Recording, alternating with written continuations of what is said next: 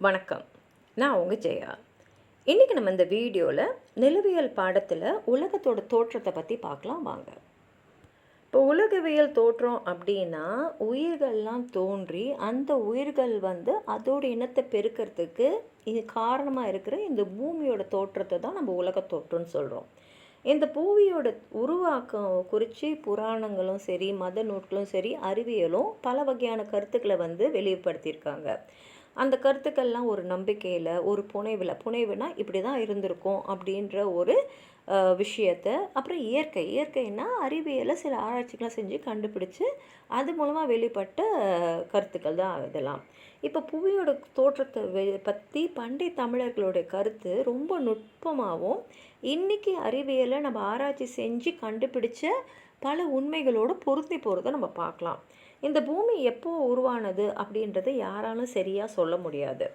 ஆனால் பூமியில் கிடச்ச அந்த படிக கற்கள், பாறைகள் இதெல்லாம் ஆய்வு செஞ்சு அந்த முடிவில் பூமியோட வயசு கிட்டத்தட்ட 400 கோடி ஆண்டுகள் இருக்கலாம் அப்படின்ற ஒரு கணிப்பு இருக்குது.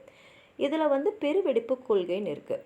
அதாவது இந்த பேரண்டம் குறித்தும் இந்த பேரண்டத்தோடைய தோற்றம் குறித்தும் அறிஞர்கள் பல வகையான கருத்துக்களை முன் வச்சுருக்காங்க. குறிப்பாக சென்ற நூற்றாண்டில் ஃப்ராய்டு ஹாயல் என்றவர் பெருவெடிப்பு கொள்கையின் வழி தான் இந்த பேரண்ட தோற்றத்தை விளக்கியிருக்கார்.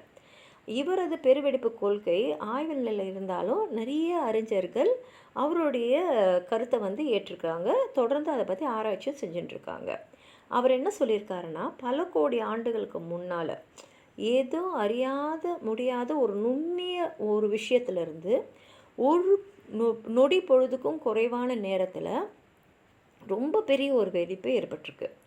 அப்போ என்ன ஆயிருக்குன்னா, பருப்பொருட்கள் எல்லாமே ஒன்றா சுருங்கி, எந்த அளவுக்கு சுருங்கி இருக்குன்னா அணுவை விட சின்னதாக சுருங்கி அந்த வெப்பமும் அடர்த்தியும் இருக்கிற ஒரு பந்தாக உருவாயிருக்கு. அவ்வளோ வெப்பம்.